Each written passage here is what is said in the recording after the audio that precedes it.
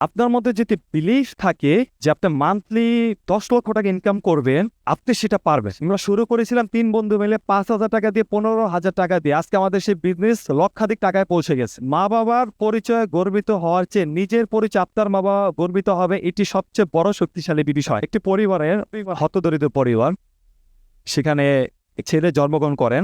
তারা ভাই বোন হলো 2 ভাই এবং 1 বোন। খুবই নিম্ন আয়ের মাধ্যমে সেই সংসারটি চলে। ছেলেটির বাবা রাস্তায় পান বিক্রি করে, মা বাসায় সেলাইয়ের কাজ করেন। এইভাবে করে ছেলেটিকে লেখাপড়া করান। ছেলেটি যখন বড় হতে থাকে ধীরে ধীরে, তখন ছেলেটি যখন ক্লাস 4-এ পড়ে, তখন থেকে তার বাবার সাথে পড়ালেখার পাশাপাশি রাস্তায় পান বিক্রি করেন। এভাবে করে ছেলেটি আস্তে আস্তে ব্যবসা, সেলিং, কনভারসেশন, বার্গিং এগুলো শিখতে থাকে। দেন ছেলেটি যখন ক্লাস 5-এ উঠে, তখন তার স্কুলের মধ্যে একটি কম্পিটিশন হয়। লাইক আপনার একটা আনুষ্ঠানিকভাবে একটি হয়, সেখানে সেই ছেলেটিকে যখন সে 5-এ পড়ে, তার রোল ছিল তার 52। তখন সেই ছেলেটিকে 100 জন ওই ব্যক্তিকে লিড দেওয়ার জন্য তাকে দায়িত্ব দেওয়া হয়। এবং আলহামদুলিল্লাহ সেই ছেলেটি খুব সুন্দরভাবে লিডারশিপের দায়িত্বটি পালন করতে পারে। তখন থেকেই সেই ছেলেটির মনে একটি গেম কাজ করে, আচ্ছা আমি তো তাহলে লাইফে আরো বড় কিছু করতে পারবো, আমি যদি এই বয়সে এত কিছু করতে পারি। আচ্ছা, তখন ছেলেটি পর্যায়ক্রমে লেখাপড়া চলতে থাকে এবং ফ্যামিলিতেও এরকম অভাব অনটন চলতে থাকে। তো যখন ছেলেটি ক্লাস 10 পর্যন্ত আসে, একদম 5 থেকে পড়াশোনা করতে করতে, এর মাঝে ছেলেটি ফার্নিচারের দোকানে খসা মাজা যে কাজগুলো আছে সেগুলো করে এবং লেবারের কাজও করেছে, জুতার দোকানেও কাজ করেছে, টি শার্টের দোকানেও কাজ করেছে। সো এইবার পাশাপাশি সে তার স্টাডিটাও কমপ্লিট করেছে, কন্টিনিউ পর্যায়ে। তো যখন তার এসএসসি পরীক্ষার রেজাল্ট দেয়, তখন খুবই বাজে রেজাল্ট আসে। ছেলেটি ভালো স্টুডেন্ট ছিল না, বাট সে ট্রাই করছিল লাইফে ভালো কিছু করার। তো তার এই রেজাল্টের কারণে সে একটি নর্মাল কলেজে ভর্তি হয়। তো কলেজে ভর্তি হওয়ার পাশাপাশি সে টিউশনি করায়, কোচিং এ ক্লাসও নেয়। তো এইভাবে করতে করতে তার ইন্টারমিডিয়েটটা কমপ্লিট করে। তো বরাবরের মতো আলহামদুলিল্লাহ ছেলেটি আবার রেজাল্ট খারাপ করে, খুবই খারাপ করে, যার কারণে সে সরকারি কোনো ভার্সিটি এবং ন্যাশনাল ইউনিভার্সিটি আন্ডারও কোথাও সে অ্যাপ্লাই করতে পারে নাই। টিকা তো অনেক দূরের কথা। তখন ছেলেটির মা ছেলেটিকে নিয়ে অনেক বড় স্বপ্ন ছিল যে না, তাকে না, আমাদের মা বাবাদের অনেক বড় স্বপ্ন থাকে, যত যাই হোক আমার সন্তানকে আমি অনেক বড় কিছু করব, সমাজে সম্মানিত ব্যক্তি বানাবো। তখন তার মা একটি কথা বলে যে বাবা যত যাই হোক আমার রক্ত বিক্রি করে দিল, মানে কান্না সুরে বলে যে আমি তোমাকে ভার্সিটিতে ভর্তি করাবো এবং মানুষের মতন মানুষ করে ছাড়বো। তখন এই ছেলেটি ব্রেনটি এটা ক্যাচ করে আচ্ছা, আমার পরিবার আমার দিকে তাকিয়ে আছে, আমার সবাই তাকিয়ে আছে, আমি যদি লাইফে ভালো কিছু না করতে পারি, এই হাসি মুখখানা একসময় কান্নাতে রূপান্তরিত হবে। তখন এই ছেলেটি ঢাকার একটি বেসরকারি বিশ্ববিদ্যালয়ে অ্যাডমিট হওয়ার 6 মাসের মাথায় তার 4 বছর যত টিউশন ফি ছিল, সেই স্কলারশিপের মাধ্যমে সব টিউশন ফি গুলো মওকুফ করে ফেলে। পর্যায়ক্রমে ছেলেটি ফার্স্ট ইয়ার কমপ্লিট হওয়ার পরে সেকেন্ড ইয়ার থেকেই আমরা কিন্তু ভাবি যে আমাদের দেখেন বাংলাদেশে 100-এর মধ্যে 90% ফ্যামিলিদের ইন্টেনশন থাকে ছেলে বড় হবে, চাকরি করবে, কিন্তু চাকরির দাতা হবে এটা সে পছন্দ করে না। তো আমারও এরকম সেম ছিল যে আমি বড় হয়ে চাকরি করব, অনেক বড় কিছু করব। তো ওই ছেলেটিরও সেম ছিল যে সেও বড় হয়ে চাকরি করবে এবং অনেক কিছু করবে।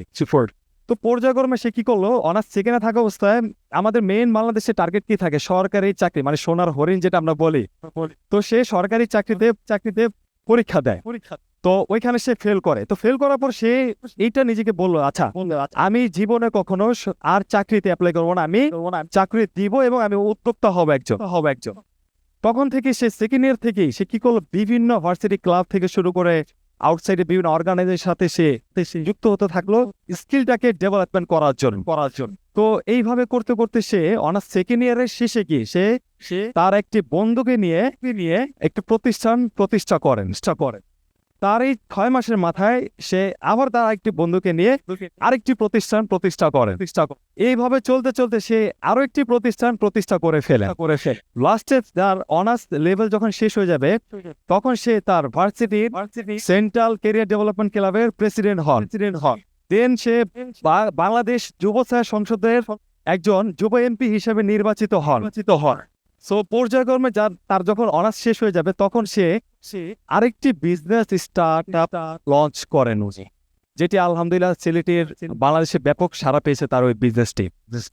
তো ছেলেটির তখন বয়স ছিল মাত্র 24 বছর, যেখানে 24 বছর ছেলেরা জানে না হোয়াট ইজ লাইফ। সো এইভাবে চলতে চলতে তার পরিবারটা আলহামদুলিল্লাহ তখন একটি শিথিল পর্যায়ে আসে এবং মোটামুটি ভালো একটি অবস্থানে চলে আসে। তো এই ছিল সেই ছেলেটির গল্প, যে সে রুট লেভেল থেকে উঠে তার আজকের এই অবস্থানটি ছিল। আমি জাস্ট একটা কথা বলবো, মানে লাস্ট পয়েন্টে যে যে আপনার মধ্যে যদি বিলিফ থাকে যে আপনি মান্থলি 10 লক্ষ টাকা ইনকাম করবেন, আপনি সেটা পারবেন। আবার আপনি যদি মনে করেন যে আমি মাসে 10,000 টাকা ইনকাম করবো, আপনার দ্বারা সেটা সম্ভব। একটা জিনিস খেয়াল করে দেখবেন, আমাদের বিভিন্ন কোম্পানি ফাউন্ডাররা যখন রিক্রুট করে, তখন আমি একটা নিউজে দেখেছিলাম যে একজন মানে ওনারা প্রস্তুত আছেন যে যাদেরকে রিক্রুট করবে তাদেরকে 50 থেকে 60,000 টাকা স্যালারি দিবে।